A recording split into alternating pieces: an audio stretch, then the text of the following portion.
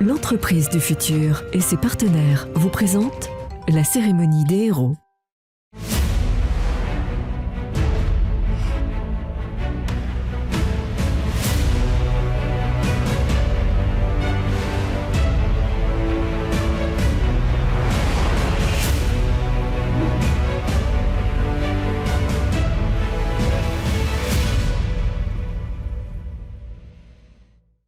Salut à tous, ravi de vous retrouver. C'est une émission Aurélie très particulière que l'on vous propose maintenant. Oui, il s'agit de la première cérémonie des héros. Bismart s'associe à Entreprises du Futur pour récompenser aujourd'hui des dirigeants de PME et d'ETI. Ce qu'Entreprises du Futur qualifie en fait de héros. Ils sont humains, engagés, révolutionnaires, orchestrateurs, stratèges. Et nous avons épluché 250 dossiers, Stéphane.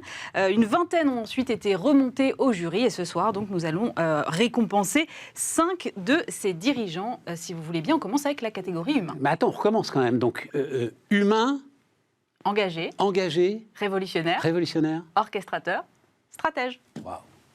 Allez, c'est parti, c'est l'humain.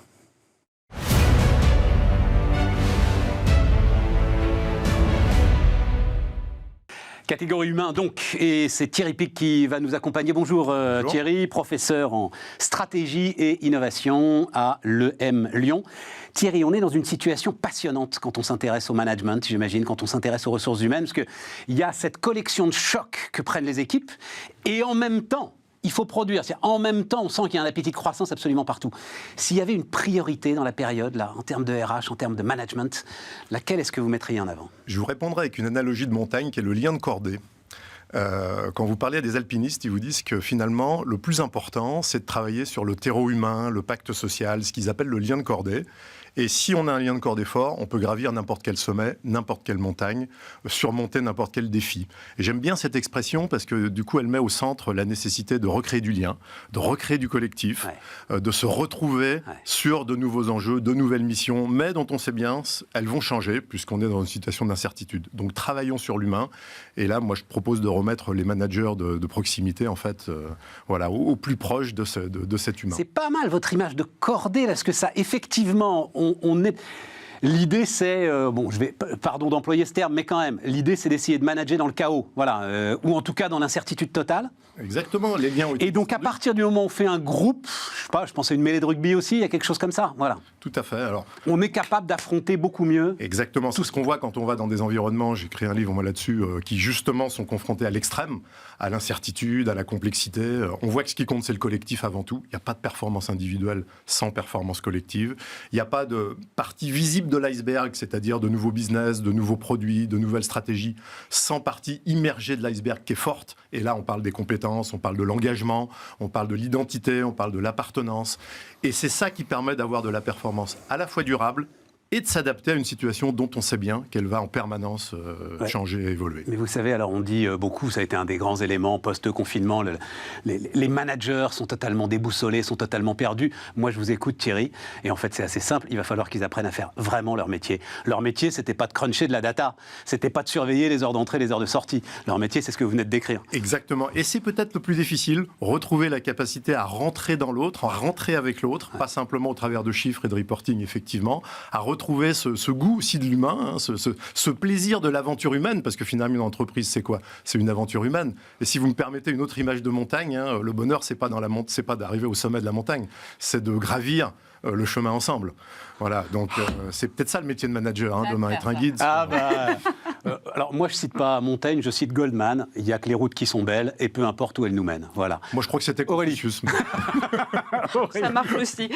Donc l'occasion maintenant de découvrir le lauréat du prix de l'humain qui est le groupe Armor. Nous sommes justement en visio avec Hubert de Boisredon, président directeur général du groupe Armor, spécialiste des rubans de transfert thermique pour l'impression des codes-barres entre autres. Alors on parlait justement d'engagement humaniste. Vous, il y a 10 ans, vous avez lancé une université Armor pour embarquer un peu tout votre collectif. Comment est née cette idée ?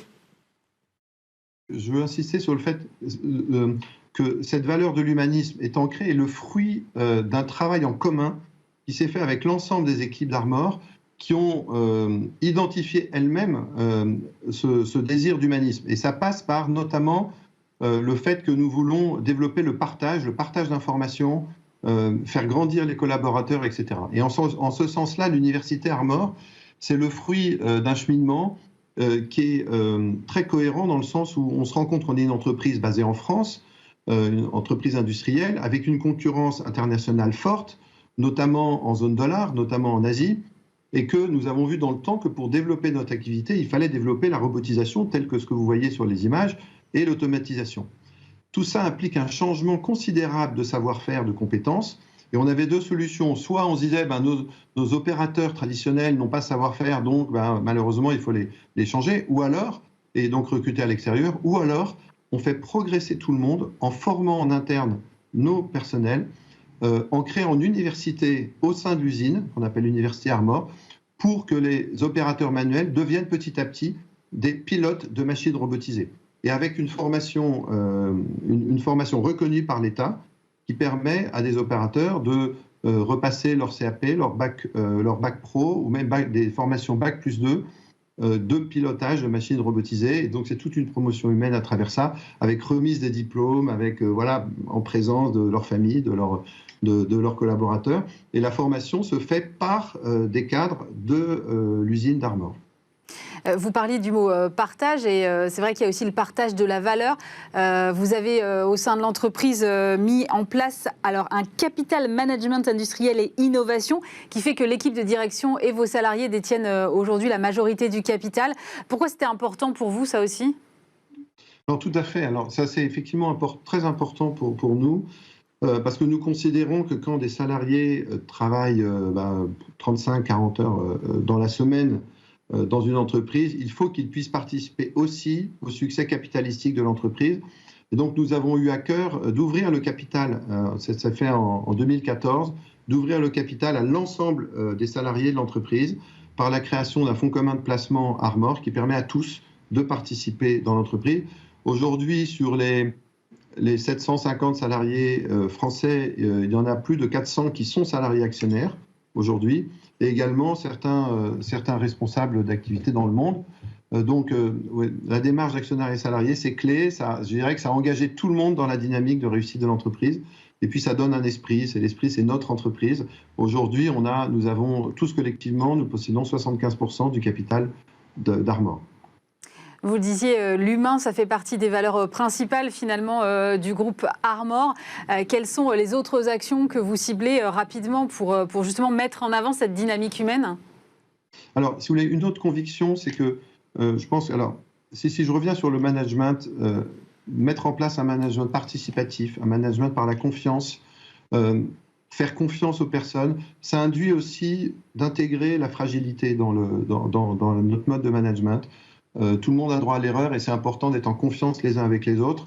Et je dirais que ça se traduit aussi par l'accueil des personnes fragiles. Et donc, nous sommes spécialement engagés pour les personnes qui ont un handicap. Nous sommes spécialisés dans l'accueil des sourds-muets. D'ailleurs, si vous venez dans nos usines, vous ne verrez absolument pas la différence entre ceux qui entendent normalement et ceux qui sont sourds-muets, parce qu'ils travaillent tous mélangés les uns avec les autres. Simplement, vous voyez des personnes qui parlent avec un langage manuel. C'est d'ailleurs assez beau. Accueil des personnes handicapées aussi, on travaille avec des ESAT. Si vous voulez, de façon aussi très pragmatique, quand je suis arrivé, j'ai été vraiment choqué du fait que l'on payait une cotisation à GFIP parce qu'on n'employait pas assez de personnes ayant un handicap. Et donc, on s'est dit, au minimum, c'est qu'on atteigne les 6% de personnes à handicap dans l'entreprise. Donc, il y a à peu près entre 30 et 40 personnes qui ont un handicap aujourd'hui qui travaillent au sein d'Armor. Et puis, l'autre aspect, c'est l'accueil des jeunes. Et nous accueillons un grand nombre d'alternants, aussi une quarantaine de jeunes alternants par an. Pour nous, ça a beaucoup de valeur. D'ailleurs, certains de ces jeunes restent ensuite. Mais je pense que des entreprises comme les nôtres ont une mission auprès de la jeunesse d'ouvrir les portes et d'accueillir les jeunes qui en plus nous remettent en cause, nous font bouger, nous donnent un esprit.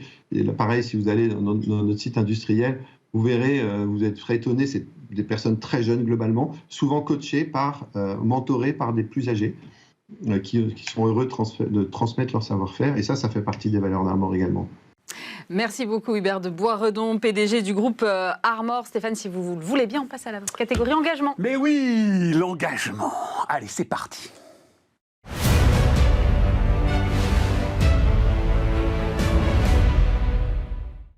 Et pour cette séquence engagement, eh bien c'est Anne Le Guenec qui va nous accompagner. Bonjour. Bonjour. Vous êtes directrice générale France de Veolia Recyclage et Valorisation. Alors aujourd'hui, toutes les entreprises en fait parlent d'engagement. On sent bien que la question est centrale. C'est derrière peut-être la question de la quête de sens. S'engager, c'est redonner du sens au travail pour les collaborateurs ?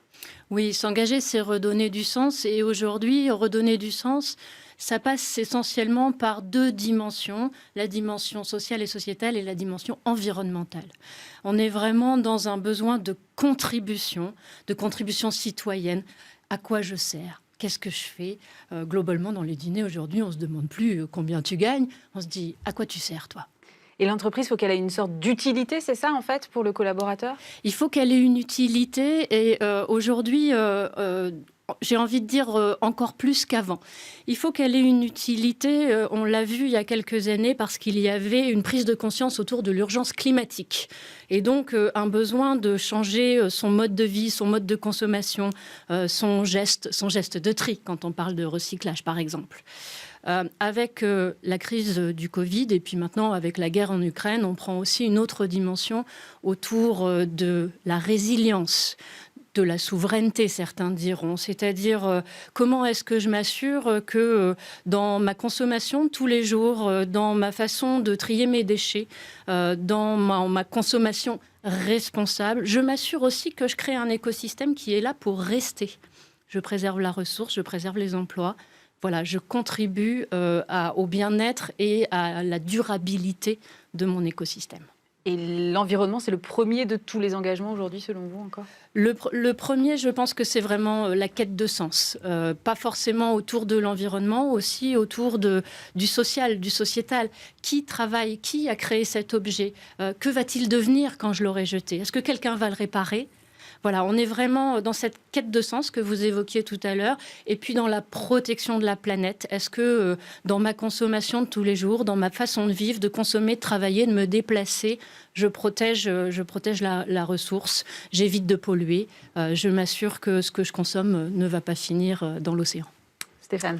C'est Eric Orsena, le merveilleux Eric Orsena, qui... Mais alors, c'était pour votre concurrent, mais c'est pas très grave, parce que maintenant, c'est plus votre concurrent, qui avait fait une tournée de conférences autour de l'eau, autour du recyclage, qui lui tenait beaucoup à cœur, et qui avait dit, c'est la première des matières premières, voilà, le recyclage. La première des matières premières.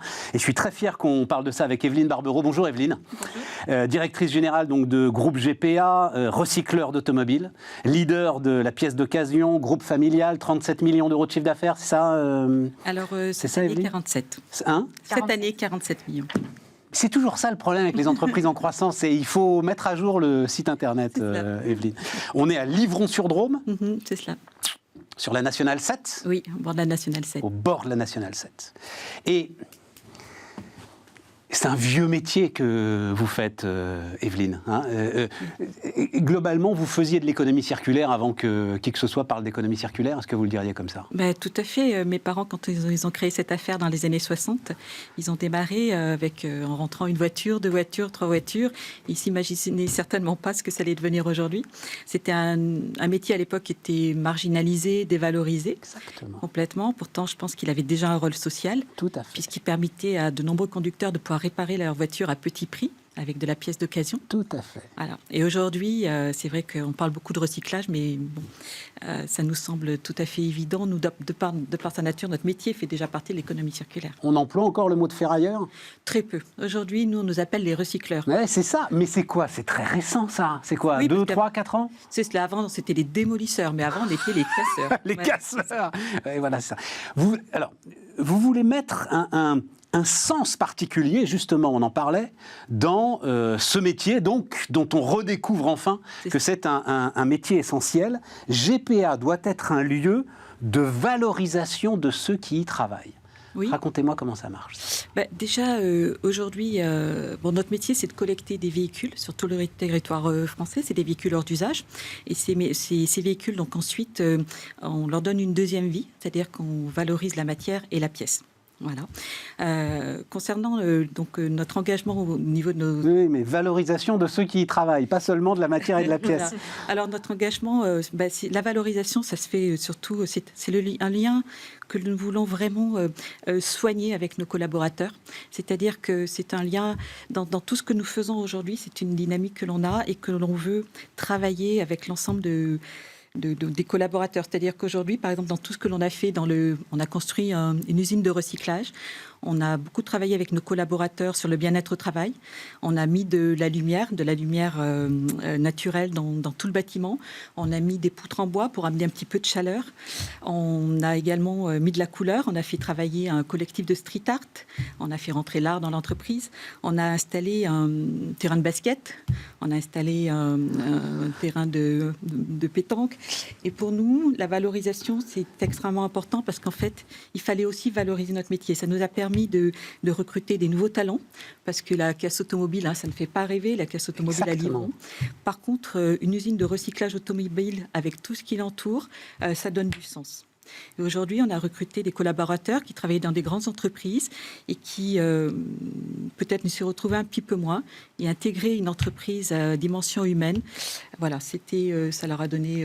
Anne disait tout à l'heure, la question, c'est plus combien tu gagnes, mais à quoi tu sers. C'est cela. C'est vrai, Anne, sans doute à un certain niveau de salaire. Quand on débute chez GPA ou quand on rentre chez vous, combien tu gagnes, c'est important. Et là aussi, malgré des marges qui doivent être des marges très étroites, vous avez fait des efforts particuliers là-dessus pour que le travail paie justement chez vous. Oui, parce qu'on a beaucoup investi. Donc on a beaucoup investi de façon à ce que déjà les gens, sur l'ergonomie des postes, donc ça, c'est extrêmement important, sur la sécurité au travail. Et puis, c'est vrai que c'est peut-être aussi par les valeurs familiales, les valeurs qu'on nous a transmises de nos parents, qu'on essaie vraiment de travailler sur ce lien afin que les gens se sentent bien de chez nous.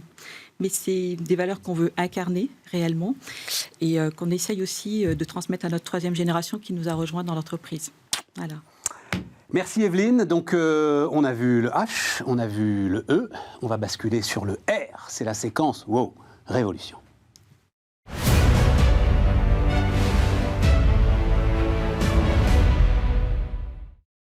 Séquence révolution, donc comme son nom l'indique, révolution. Et puis quand on parle de révolution, on parle évidemment de révolution numérique, on parle de révolution digitale. Et forcément, si on parle de révolution numérique et digitale, on doit le faire avec Dassault Systèmes.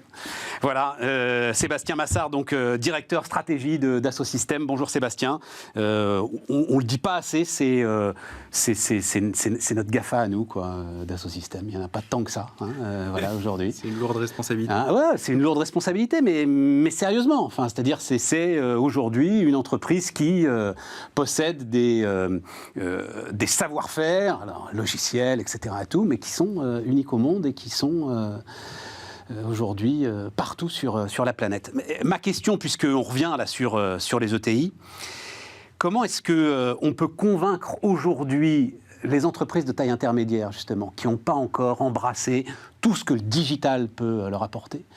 Comment est-ce qu'on peut les convaincre de plonger dedans et que ce sera pour eux des gains de productivité considérables?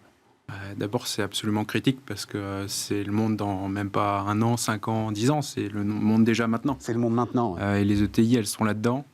Les entrepreneurs, ils ont besoin de réimaginer leur business. Et le mot révolution que vous dites, nous, on préfère le mot renaissance. C'est-à-dire qu'ils fassent renaître leur business. C'est pas juste faire table rase du passé. En fait, c'est réinventer dans une nouvelle dimension. Et les plateformes, elles permettent ça.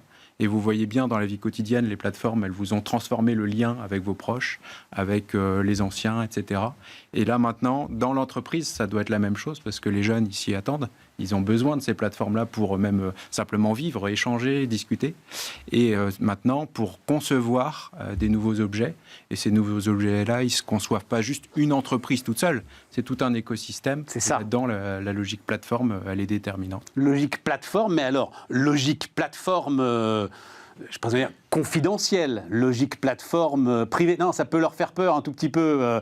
Je ne vais pas aller mettre sur des plateformes grand public l'ensemble de mes projets de développement. Non, Dassault Systèmes, c'est j'ai ma communauté à moi et ensemble, on essaye de modéliser tout ce qu'on pense, c'est ça, tout ce qu'on envisage pour voir si ça marche ou pas. Tout à fait. Finalement, le modèle virtuel de ce que vous voulez faire a beaucoup plus de valeur que l'objet lui-même, puisque à la fin, le modèle virtuel, il permet de répliquer à l'infini l'objet que vous avez en tête, alors que l'objet réel, finalement, il ne sert qu'une fois.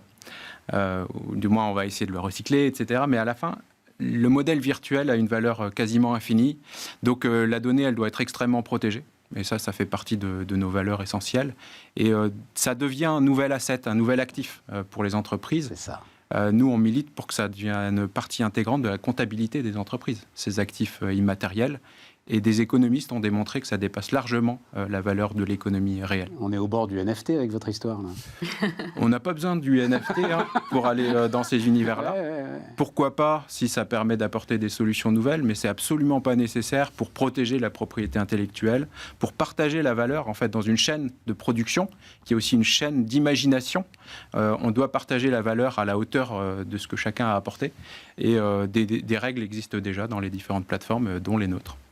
Bon, on en a une sacrée révolution à vous proposer, hein, Aurélie. Avec le lauréat de cette catégorie qui est donc Thibault Langsat. Bonjour. Bonjour. PDG de Lumines ex-Jouve. Sébastien parlait de renaissance à l'instant. En fait, c'est exactement le mot qui convient, je crois, pour votre entreprise, parce qu'à la base, c'était quand même une imprimerie pour de la poésie. Aujourd'hui, c'est un géant de cet univers digital. Comment est-ce que vous avez orchestré cette révolution-là ? Alors, elle s'est faite dans le temps. C'est-à-dire que très rapidement, dans les années 70, 80, ex-Lumines, enfin, plutôt Jouve, était monté sur l'amont et a commencé à traiter la composition. C'est-à-dire que pour imprimer, il fallait mettre en page et a commencé à travailler des textes et à travailler la composition des textes. Et puis dans les années 90, au moment où on a commencé à stocker de la donnée, on s'est dit, bah, tiens, on va stocker de la donnée et on va digitaliser cette donnée. Parce que fort de cette capacité à gérer de la documentation. Et puis, progressivement, on a continué à digitaliser de la donnée. Puis, à un moment, on s'est dit, mais cette donnée qu'on digitalise, est-ce qu'on peut en faire quelque chose ? Donc, quand vous digitalisez un livre de la grande bibliothèque, soit vous en faites un PDF vulgairement, et puis vous lui donnez un titre, et puis vous le rangez dans une armoire virtuelle, soit vous dites, mais comment je peux interpréter ce qui est à l'intérieur de ce livre ? Comment je peux extraire les informations qui sont nécessaires pour une recherche, pour une compréhension ? Et donc là, l'entreprise a commencé à travailler sur de l'ossérisation, essayer de comprendre ce qu'il y avait à l'intérieur des documents, pour commencer à ranger cette donnée avec des premiers moteurs de recherche, pour dire comment on peut indexer quelque chose et le retrouver rapidement. Quand vous prenez le petit journal de 1900, soit vous l'imprimez en version papier, soit vous le mettez en version PDF, mais si vous voulez rechercher des informations de 1900, il faut ossériser, indexer cette donnée pour être en capacité de la faire parler. Et donc l'entreprise s'est spécialisée dans, on va dire, la gestion de la donnée, et puis on a accéléré pour remonter dans la chaîne de valeur de nos clients qui nous confiaient leur documentation à gérer. Quand je suis arrivé, on a vendu l'imprimerie, on a conservé quelques métiers de composition et on a pris ce volant très digital de monter très fortement dans des secteurs où on n'était pas présent. Dans le secteur de la santé, où on est présent sur la digitalisation du dossier patient. Donc comment ce vieux dossier qui est à l'hôpital, qui dort dans les archives, qui représente des centaines de kilomètres, vous prenez un hôpital moyen, il a entre 80 et 100 kilomètres de dossiers médicaux. 80 à 100 km. Oui, à peu près, c'est le CAN CHU. Quand vous prenez, qui m'a dit récemment, quand le dossier devient plus lourd que le patient, il faut l'achever. Mais probablement, mais regardez cette mine d'informations qui dorment dans les hôpitaux. Quand vous faites opérer dans un hôpital, votre praticien, il va prendre 4-5 informations, alors que vous allez lui présenter un dossier de 150 pages, il est correctement fait. Et comment ces 150 pages qui délivrent de l'information lui permet d'affiner son diagnostic, lui permet de mieux soigner ? Eh bien, nous avons en France un trésor absolument incroyable qui dorme dans nos hôpitaux. Digitaliser cette donnée, c'est également la comprendre, l'indexer, pour faire de l'aide au diagnostic. Et la sécuriser surtout. Alors, la sécuriser, pas votre métier de base. Ce qui n'est pas notre métier. Alors, on a développé nos data centers, on s'est fait agréer pour être hébergeur de données de santé. Donc, on est monté là aussi sur des métiers nouveaux. Et puis, de plus en plus, on a affiné nos outils qui permettent d'ossériser, de capter de l'information, de les ranger. Et en fonction du secteur dans lequel on est, avec des spécialistes métiers, on arrive à ressortir de la donnée pour, dans le secteur santé, faire de l'aide au diagnostic, dans le secteur bancaire, pour faire de l'analyse, le Know Your Customer, qui est l'analyse d'identité forte, et secteur par secteur, dans l'univers de la mutuelle santé, prévoyance, on va rechercher de l'information qui permet là aussi à nos donneurs d'ordre de mieux comprendre qui sont leurs clients. Ossérisé, je ne connais pas le... Alors, le terme ossérisé, c'est...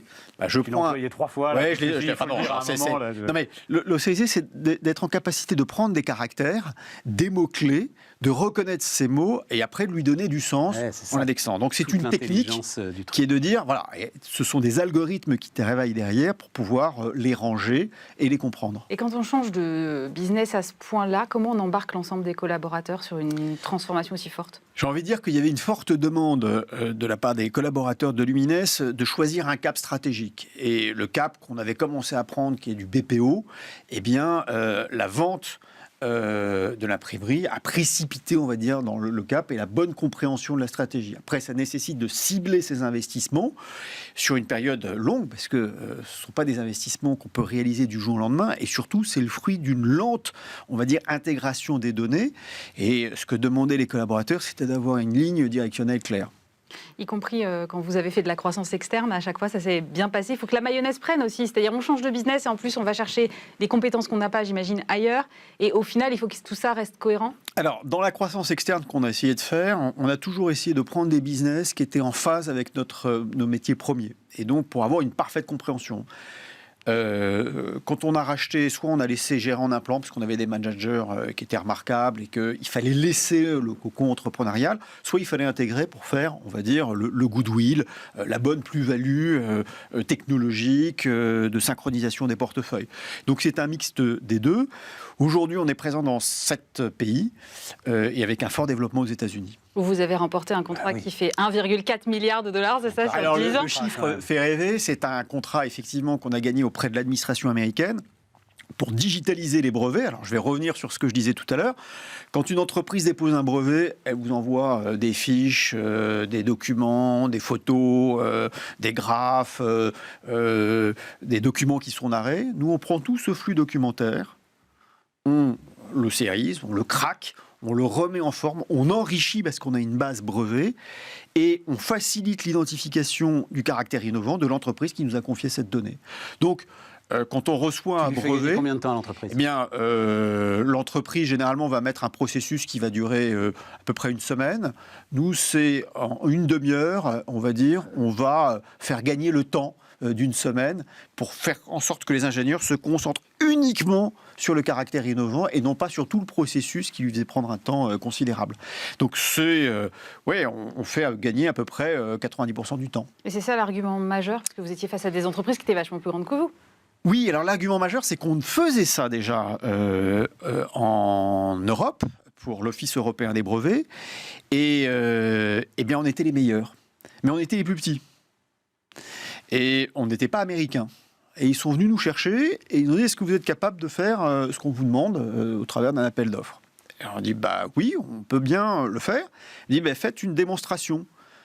Alors je dis, moi je veux bien faire une démonstration, mais ça va nous coûter un peu de sous. Mais on vous paye la démonstration. Et de ce qu'ils m'ont payé, c'est l'équivalent d'un de mes plus gros contrats. Donc je me dis, déjà on va prendre ça. Et puis après, ils nous ont dit, voilà, vous êtes attributaire du marché. Donc 1,4 million sur 10 ans. Voilà, mon entreprise, elle fait à l'époque 100 millions. J'ai commencé à dire, mais... oh my God. Mais, vous savez, ça va être compliqué pour nous de nous adosser à des gros acteurs. Ah, mais on ne vous demande pas de vous adosser. Ah. Mais vous savez que ça va être compliqué pour moi de vous donner une garantie d'exécution. Alors, on ne vous demande pas une garantie d'exécution. Alors, je dis, ça va être compliqué pour moi de vous donner une garantie financière. Mais on ne vous demande pas de garantie financière. C'est incroyable. Mais vos questions que vous me posez, mais vous doutez de votre capacité à réaliser ce qu'on vous demande de faire ? Ah non, pas du tout. Mais attendez, vous nous inquiétez. Pourquoi vous nous posez toutes ces questions ? Mais pour une raison très simple, c'est que gagner un marché comme ça en Europe ou en France n'est pas possible. On nous aurait dit, vous adossez à Dassault Systèmes qui va vous donner la garantie d'exécution, la robustesse de vos fonds propres, qui ne sont pas négligeables, mais sont trop petits au regard du marché.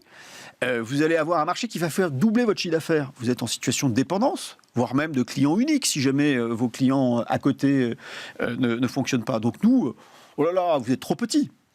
Et pour les Américains, on veut tester votre capacité à réaliser, donc la démonstration, la preuve de concept, et derrière, on va vous donner les moyens de vous développer. Donc on a gagné ce marché en juin dernier.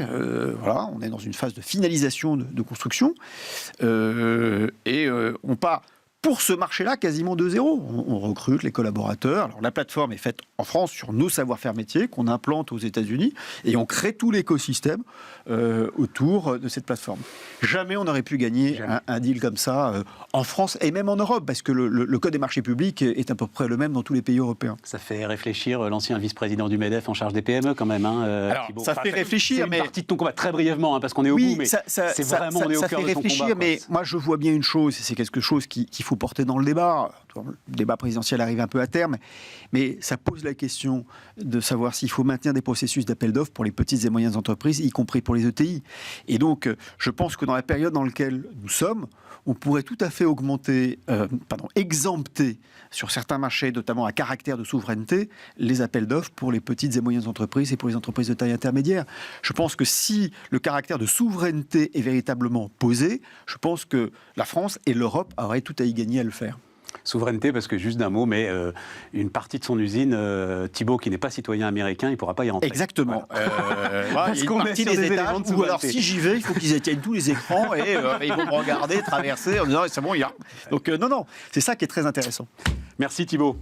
On passe au haut. Bah évidemment, on passe au haut. C'est quoi le haut, Aurélie? Orchestration.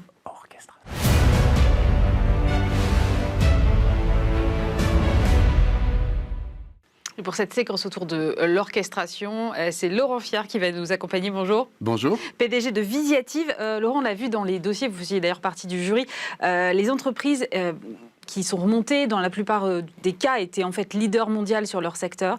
Une stratégie internationale, ça s'implémente dès le début ou c'est quelque chose qui s'acquiert avec le temps? Oui, effectivement, ça se réfléchit dès la proposition de valeur. L'entrepreneur chef d'orchestre pense international, donc avec une stratégie de croissance qui peut être à la fois basée sur l'innovation et puis bien évidemment sur l'international, et tout ça dans une dynamique de croissance externe et de croissance organique. Donc il faut orchestrer tout ça. Et c'est valable même pour les ETI, les PME, parce que la PME du coin, parfois, elle a du mal à se dire il faut que je pense direct international. Alors oui, on l'a vu dans les nombreux dossiers, tous de qualité d'ailleurs, qui avaient effectivement des décalages entre certaines entreprises. Et c'est pour ça que je parle de proposition de valeur. C'est à partir de cette proposition de valeur qu'on peut identifier déjà les opportunités internationales dès la création, j'ai envie de dire, de l'entreprise. C'est là qu'on voit de nombreuses startups penser tout de suite international. C'est ça. Dans l'orchestration, oui, c'est... Non, il faut quand même Enfin, on va le voir avec Corinne dans un instant, mais il faut une catégorie d'entreprises un peu particulière. Là, on a été ravis de remettre ce prix à GPA, par exemple, au bord de la Nationale 7 dans la Drôme. Je ne suis pas sûr qu'ils réfléchissent à une dimension internationale de leur entreprise. Ils réfléchissent à la consolider oui, et à ce que ça se passe du mieux possible. Voilà. C'est pour ça que la proposition de valeur est essentielle dans la réflexion, au sens dynamique de croissance, stratégie. Et un des points d'orchestration, ça sera aussi la chaîne de valeur. Et autour de cette chaîne de valeur, cette dynamique d'excellence opérationnelle au service de la croissance. Stéphane? Non, mais est-ce qu'il y a un mindset particulier chez le dirigeant, ou peut-être dans le recrutement et dans les premiers recrutements qu'il fait, pour être sûr d'avoir cette dynamique internationale? Oui, il y a forcément un mindset particulier, et puis ensuite les opportunités de marché. Il est vrai que de nombreuses entreprises, notamment en France, ont démarré sur le marché français, notamment si je parle de Visiative. Aujourd'hui, on fait 30% à l'international, mais on a démarré sur le marché français. Ouais. Et on dit souvent d'ailleurs... un peu comme pour le football. D'abord, tu gagnes ton championnat national et après, tu pars à l'international. Et après, on change de ligue. Ça reste vrai, ça, parce que c'est vrai, et vous le citez, les startups ne sont pas dans cette logique-là, en fait. Elles sont dans une logique de prenons le plus de place le plus vite possible. Tout à fait. C'est là où on doit s'inspirer justement de la dynamique startup pour oser la dynamique internationale. Combien? 220 000, 250 000 entreprises exportatrices? Pas beaucoup plus, je crois. Et pas beaucoup plus sur 3 millions 600 000, qu'est-ce que je dis, 3 600 000 entreprises aujourd'hui, mais allez, 250 000 avec une taille importante. Et évidemment, Madère en fait partie, Corinne Molina en fait partie. Bonjour Corinne. Bonjour Stéphane. On a une longue Aurélie. histoire commune avec Corinne, donc voilà, hein, on se connaît bien. J'avais découvert Madère.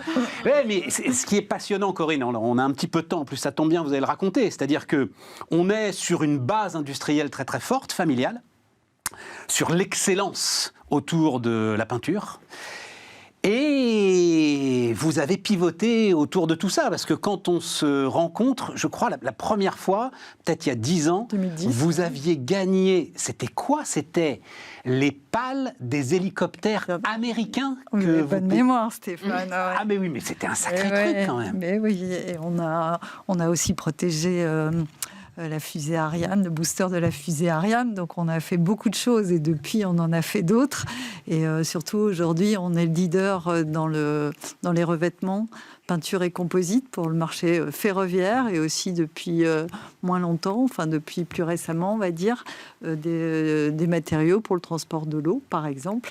Donc, mais on va y aller là-dessus Corinne, mais moi je veux juste très rapidement mais que tu décrives, parce que c'est ça aussi ce que tu disais Laurent, c'est-à-dire tu décris l'entreprise en croissance, des besoins de fonds propres à un moment, il faut financer la recherche, l'innovation, on est obligé, et ça c'est fondamental, d'ouvrir son capital. Trop de patrons français refusent aujourd'hui encore d'ouvrir le capital pour continuer l'aventure et la faire croître. Oui, parce qu'on a démarré, on faisait 10 millions de chiffres d'affaires. Aujourd'hui, allez, hors Covid, on est sur la base de 200 millions de chiffres d'affaires. Donc voilà. Il a fallu y aller. Et avec l'innovation et l'international, la question ne s'est pas posée de et où. Le sujet, c'était de dire pour faire de l'international, il faut être innovant. Parce que sinon, il n'y a pas de raison de se développer à l'international si on n'a pas un truc à apporter en plus des locaux. Donc on a fait innovation et à fond sur la transition écologique, la protection de l'environnement. Et aujourd'hui, on est ravis parce qu'aujourd'hui, on vend des produits. Mais ce qu'on est en train de se dire chez Meder, c'est qu'aujourd'hui, on va vendre de l'économie d'énergie avec des process qui permettent, des produits qui permettent de consommer moins d'énergie. On va y aller. Donc, Attends, je reste sur l'ouverture du capital d'une entreprise familiale. Laurent, je parle sous ton contrôle. Décision très très compliquée à prendre sur une ETI familiale. Non, pas si compliqué que ça, tout petit Corinne. On n'a pas le choix. On n'a pas toujours les mêmes échos. Si vous voulez envoyer le jus, il n'y a pas de question à se poser. Oui, mais Corinne, vous n'êtes pas si nombreux que ça, entreprise familiale, à vouloir envoyer le jus, comme tu dis. Voilà. Oui, je sens des entreprises autour de nous qui ont peur d'ouvrir le capital. Oh mon Dieu, mais qu'est-ce que ça va devenir? Je vais perdre la majorité, oh là là. Ça ne s'est pas passé comme ça. On a la chance d'avoir des actionnaires financiers, comme on les appelle, qui sont là pour nous aider financièrement, mais pas que financièrement. Enfin, on a au capital BPCE, on a la BNP, on a BPI France. Ce ne sont pas des actionnaires qui sont dormants. Donc ils vont on pas a un partir avec la support caisse global. On a un support global. Et ça fait du bien Et pendant la crise du Covid, qui ne nous a pas épargnés, c'était important de les avoir à côté. Un mot, peut-être, Laurent, là-dessus, sur ce qu'on a appelé, moi je me souviens, à la sortie du Covid, j'appelais ça la bataille des fonds propres. Oui, effectivement, on le voit, nous, chez Visiative, nous avons 21 000 clients qui sont principalement PME, ETI. Nous sommes nous-mêmes cotés en bourse, donc on a cette dynamique à la fois d'une stratégie financière et de partenaires financiers qui accompagnent une forte croissance. Donc on essaye là aussi de dynamiser autour, bien sûr, de tout ce qu'on peut offrir au sens digital du terme, mais aussi de trouver les financements pour les dirigeants, ce qui est très utile. Alors, la peinture, Corinne, parce que, ok, je comprends parfaitement, et les enjeux sur l'environnement, très importants, comme toute l'industrie de la chimie, moins de solvants, etc.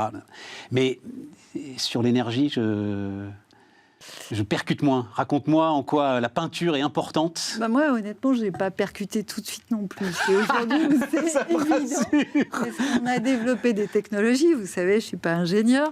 Et on a développé des technologies, effectivement, avec des produits plus propres pour l'environnement, plus respectueux. On a développé des technologies pour assurer la sécurité des passagers avec des produits anti-feu, anti-fumée. Mais on a développé, il y a quelques années, des produits qu'on n'a pas forcément vendus tout de suite, qui permettent de consommer moins d'énergie sur les chaînes quand on applique les peintures ou composites. Incroyable. Et aujourd'hui, je me dis, et on se dit, avec notamment Julien qui est en train de reprendre la direction de l'orchestre.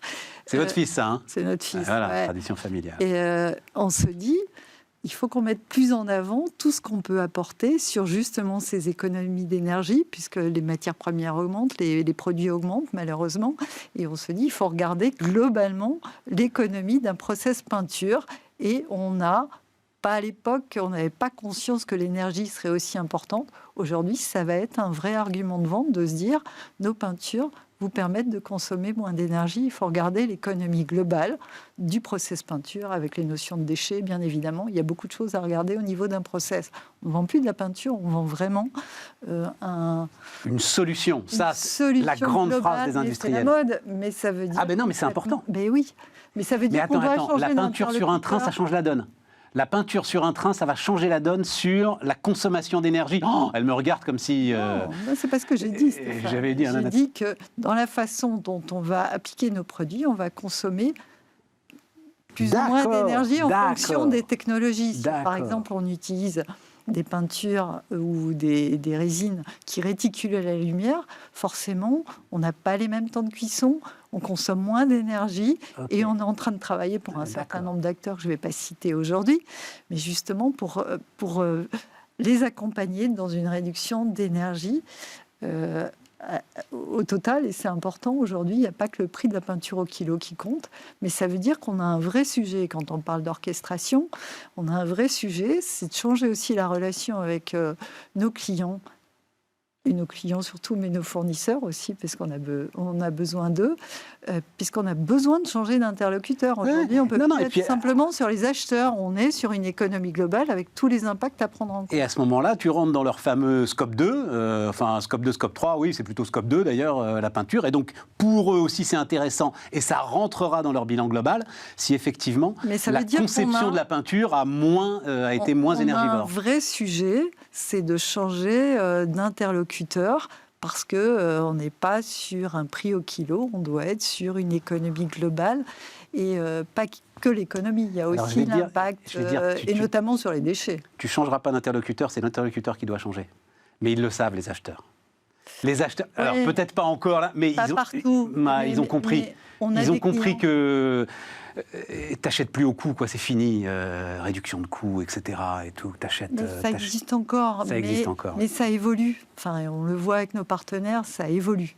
Et heureusement, mais il faut aussi que nos équipes évoluent, qu'on sache changer de niveau de discussion pour avoir cet impact global. Et quand on parle d'orchestration, ce que je me disais hier en voyant un concert, il faut on arrive aussi à se connecter différemment, à écouter, à établir cette relation de façon encore plus forte avec le client et notre fournisseur pour trouver la solution globale pour le consommateur. C'est ce qu'on appelle chez Visiative l'entreprise plateforme, cette entreprise qui se met en interaction avec ses parties prenantes autour de la chaîne de valeur. C'est pas facile, hein, mais il faut effectivement orchestrer. Pour le coup orchestrer. Parfait, merci Corinne, merci Laurent, et c'est donc maintenant le S, la stratégie.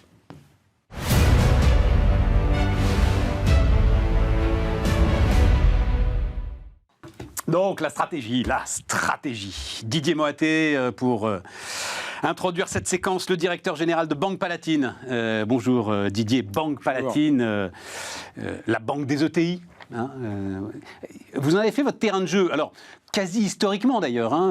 C'est des décisions qui ont été prises il y a plusieurs années. Il y a plusieurs années, il y a même 240 ans en fait, puisque c'est notre histoire, et c'est vrai que c'est un modèle.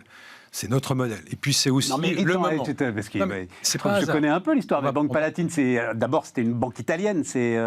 Avant d'être une banque italienne, nous sommes les héritiers, et on aime à se le rappeler, des familles Verne, des familles Morin-Ponce. Vous savez, cette haute banque qui existe depuis 240 ans. C'est notre histoire. Et ça fait 240 ans que la Palatine, un certain nombre de banques, mais qui en prennent, encore une fois, toute leur histoire de ces banques familiales, accompagnent les entreprises. Alors c'est vrai qu'on en a fait notre modèle depuis des années et qu'on renforce encore un peu plus ce modèle qui accompagne les dirigeants d'abord, qui accompagne les entreprises aussi, et qui propose finalement à ces entreprises l'ensemble des gammes de services pour leur permettre de financer leur développement. À la fois la partie court terme, moyen terme, le fait qu'on puisse accompagner leur croissance organique, qu'on puisse les accompagner à l'international. Et puis, pour rejoindre ce que vous venez d'évoquer, c'est aussi le moment. C'est aussi le moment de nous renforcer sur les ETI, à un moment où ces ETI se développent. On en a 5000 en France. Il y a une magnifique ambition nationale que de passer de 5000 à 10 000, à l'image de nos grands voisins. Et nous sommes très fiers, c'est aussi la singularité de notre modèle, que de participer de cette ambition nationale. Ouais. Mais, c'est quand même, c'est une banque, c'est un produit net bancaire, il faut que ça fonctionne, il faut que ça marche. C'est-à-dire, vous vous êtes dit qu'il y avait là une stratégie payante parce que justement, c'était là qu'il y avait le plus gros potentiel de développement au cœur de ces ETI. C'est pour ça qu'on les défend, nous, ici, sur Bismart.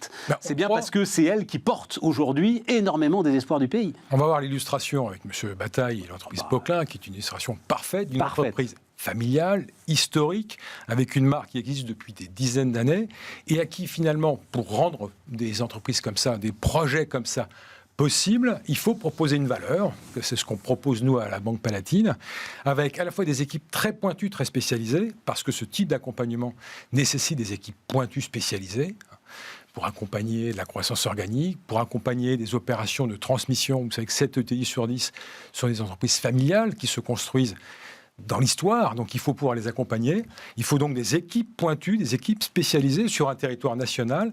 Et puis il faut également leur proposer, parce que dans ce métier de proximité de banquier, la notion de confiance est essentielle dans la durée.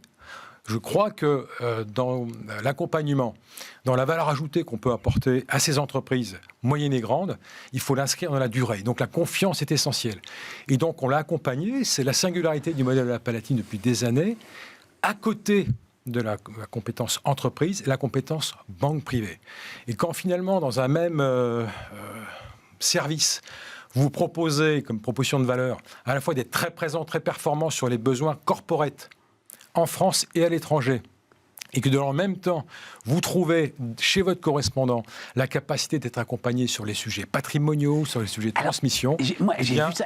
En toute franchise, Didier, je me suis demandé s'il n'y avait pas un risque de conflit d'intérêts à un moment. Tout, mais pourquoi conflit d'intérêts ? Entre l'objet social de l'entreprise et puis l'intérêt du dirigeant et de sa famille. La muraille de Chine est parfaitement préservée. C'est pas parce que vous trouvez dans une même maison que vous trouvez dans la stratégie d'une banque le fait d'être présent sur ces deux sujets qui sont complémentaires, parce que c'est la réalité d'un chef d'entreprise. C'est vrai. Un chef d'entreprise, a fortiori, un chef d'entreprise familial. Le sujet d'ouverture du capital dont on parlait tout à l'heure avec Corinne, il est sans doute aussi dans ses réflexions du chef d'entreprise. Et je vais l'appréhender d'autant plus et d'autant mieux que j'ai une connaissance intime de l'entreprise, que j'ai une connaissance intime des secteurs d'activité. C'est le métier de banquier.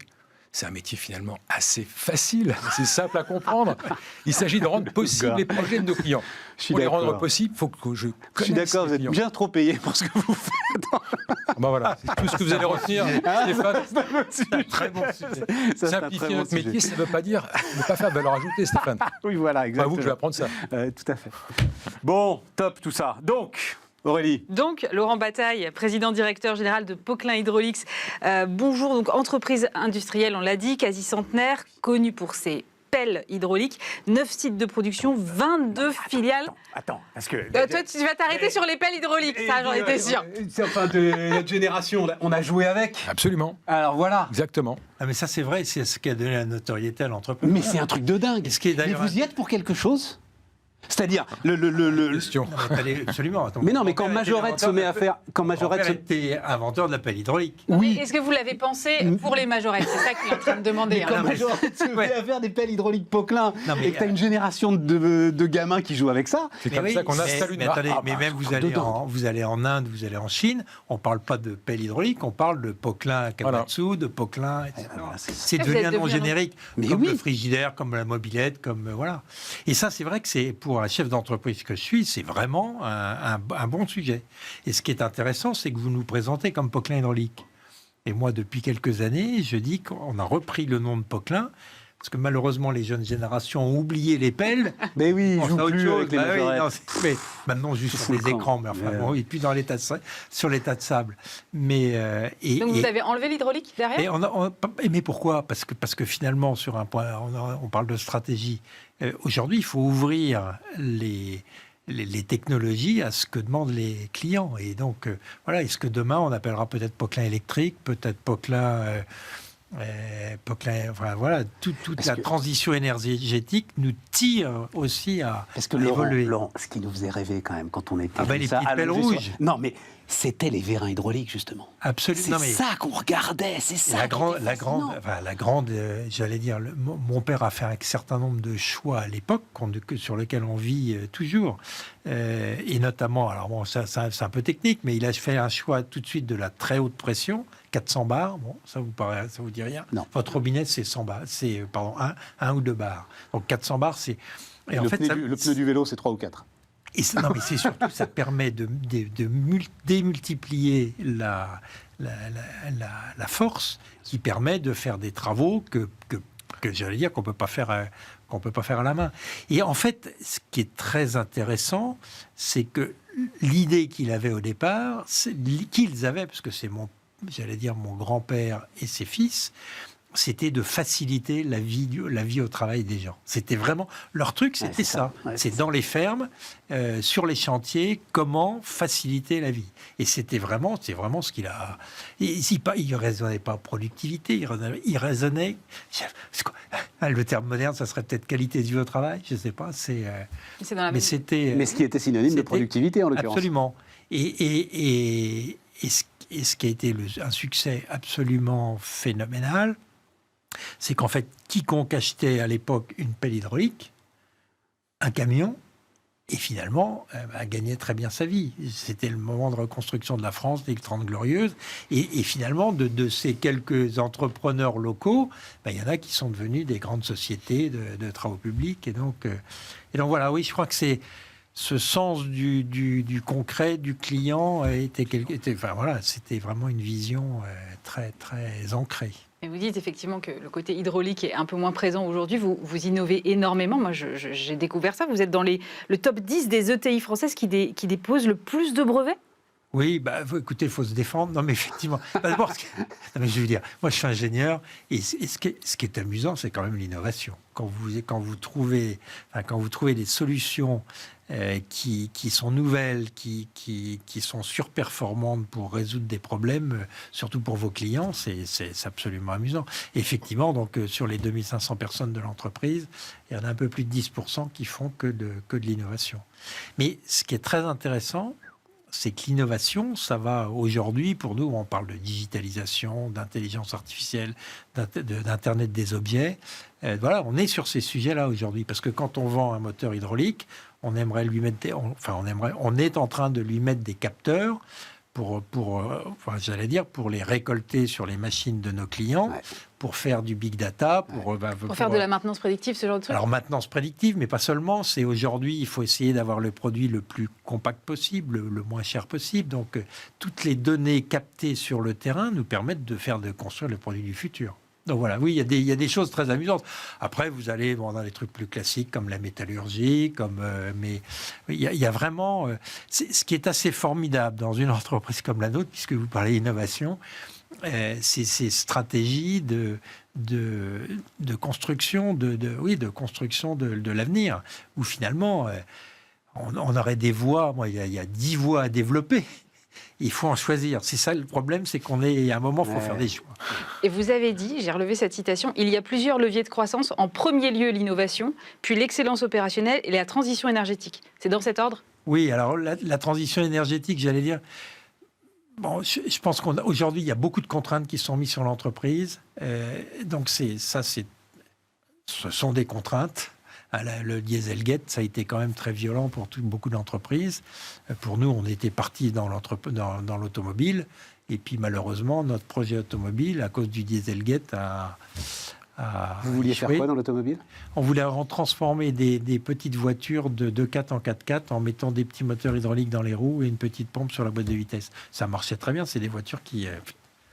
Imaginez votre femme, au lieu de mettre des chaînes, imaginez-vous, au lieu de mettre des chaînes en montagne, ben vous appuyez sur un petit bouton puis vous roulez sans avoir de problème. Ça me va très bien. Ben oui. Bon, alors, donc aujourd'hui... Et on le faisait... Vous parlez de transition énergétique ou de toute cette révolution. En fait, avec des produits classiques, un peu d'huile, un peu d'acier, sans aller chercher des terres rares, du cuivre et des choses un peu plus compliquées à faire avec des moteurs électriques. Mais voilà, c'est ça, à un moment, il faut se reconcentrer. T'as encore une question ouais, moi, tout à l'heure, on parlait de... Non, parce que je voudrais qu'on garde 2 minutes quand même pour parler renaissance industrielle avec Laurent. Vas-y, alors. Il est au cœur de tout ça. Moi, j'y crois beaucoup. Hein. Mais est-ce qu'il se passe quelque chose Je vais vous raconter une petite anecdote. Vas-y. Je viens de faire une école de production. C'est un truc absolument fabuleux. C'est d'aller chercher des enfants de 14 à 17 ans, enfin des jeunes, qui sont en échec scolaire et pour leur apprendre des métiers. Et la pédagogie de ces écoles-là, c'est faire pour apprendre et ils vendent leur production. Et c'est un truc absolument fabuleux. Donc on vient de créer une école près de chez nous. Et l'idée, justement, pour parler d'industrie, c'est de recréer un lien avec les familles. Finalement, les 10 ou 20 dernières années, toutes les familles ont été blessées par la désindustrialisation territoriale. Et là, moi, mon ambition à travers une petite goutte d'huile, hein, c'est pas plus que ça, mais en créant une école comme ça à côté de chez nous, dans une zone un peu défavorisée, l'idée, c'est vraiment de reprendre contact avec les familles, avec les jeunes, en leur disant, mais regardez, l'industrie, c'est beau, vous avez un vrai métier. Alors, c'était des jeunes, quand on leur... Et la relance de l'apprentissage, vous y participez aussi ? Évidemment. Et ça j'allais dire, c'est les tout petits ruisseaux qui vont aller irriguer l'apprentissage. Oui, d'ailleurs, vous dites, c'est marrant, parce que normalement, les gens disent une petite goutte d'eau, et l'industriel, vous avez dit une petite goutte d'huile. Voilà, ça m'a fait mais la goutte d'eau, ça mouille, alors que là, ça facilite les choses. Exactement. Mais quand on voit ces jeunes, c'est absolument fabuleux. Là, on a démarré en 27, ça va être une toute petite école, 60 jeunes. Et ce qui se met en route. Mais voilà, on a vraiment... Et je pense que c'est... Moi, mon ambition, je suis un peu France Industrie, et donc, moi, mon ambition, c'est de montrer que l'industrie, c'est beau. L'industrie, c'est sur le terrain. L'homme est au centre. Hein, enfin, j'allais dire, c'est bien ça. Et on le voit bien sur les territoires, l'ancrage territorial, c'est le propre des ETI. Hein. C'est beau, mais c'est pas seulement beau. C'est aussi des salaires qui sont au-dessus aujourd'hui. Je peux faire tout l'article, on est bien d'accord.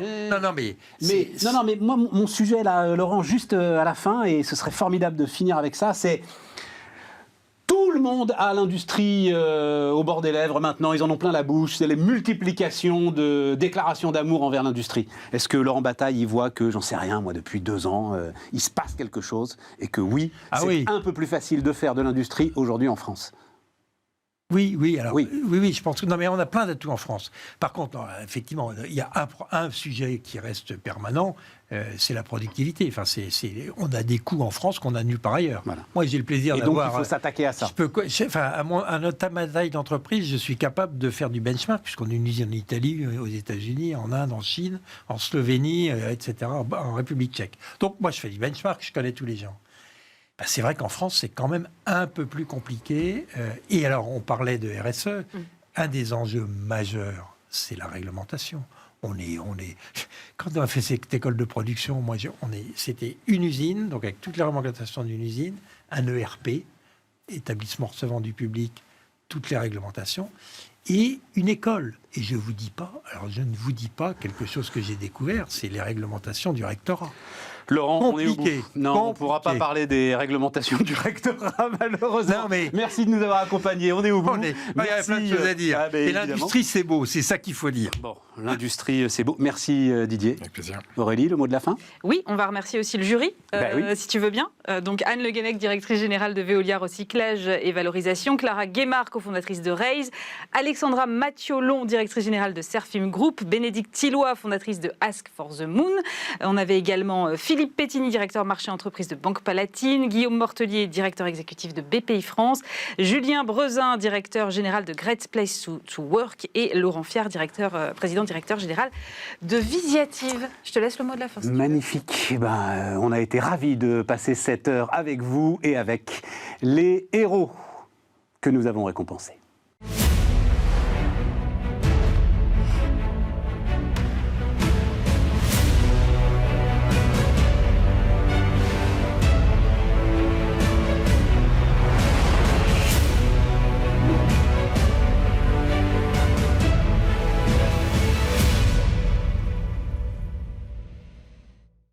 L'entreprise du futur et ses partenaires vous ont présenté la cérémonie des héros.